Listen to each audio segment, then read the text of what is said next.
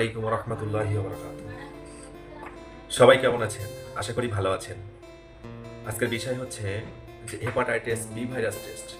Hepatitis B virus test আমরা কেন করব? শরীরে কি কি উপসর্গ থাকলে হেপাটাইটিস বি ভাইরাস টেস্ট করতে হয়? এইচবিসিএস মূলত হেপাটাইটিস বি ভাইরাসের সংক্রমণ করতে শনাক্ত করে।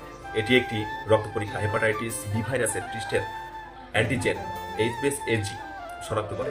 যদি আপনার শরীরে হেপাটাইটিস বি ভাইরাস সংক্রমণ থাকে তবে এইচবিসিএস টেস্ট পজিটিভ হতে পারে।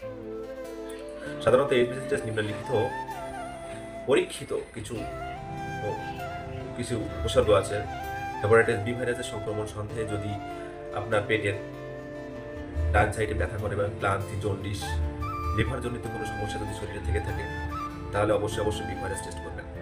রক্তদান বা অঙ্গ প্রতিস্থাপনের ক্ষেত্রে যদি আপনি রক্তদান করতে চান বা আপনার অঙ্গ প্রতিস্থাপন করার পরিকল্পনা থাকে তবে এই পরীক্ষা করা হয় যাতে অন্য কেউ হেপাটাইটিস বি ভাইরাসে আক্রান্ত না হয়।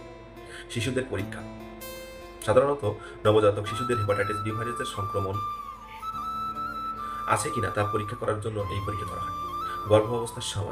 গর্ভাবস্থায় প্রথম দিকে মায়ের মধ্যে হেপাটাইটিস বি ভাইরাস আছে কিনা তা পরীক্ষা করার জন্য এই পরীক্ষা করা হয়।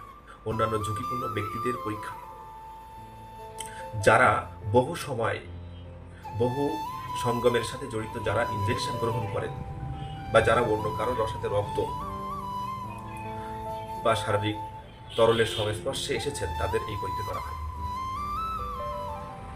যদি আপনার পরিবারের বা আগে কেউ হেপাটাইটিস বি ভাইরাস আক্রান্ত হন তাহলে অবশ্যই পরীক্ষা করার প্রয়োজন আছে। এইচবিসিজি পজিটিভ হলে কি হয়? এইচবিসিজি পজিটিভ হলে সাধারণত এটি নির্দেশ করে যে আপনার শরীরে বর্তমানে বা আগে হেপাটাইটিস বি ভাইরাস ছিল।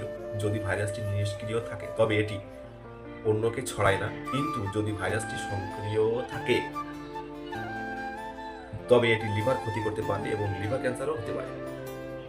তো এই উপসর্গ যাদের মাঝে আছে তারা অবশ্যই ডাক্তারের পরামর্শ নেবেন এবং অবশ্যই হেপাটাইটিস বি ভাইরাস টেস্ট করে নেবেন।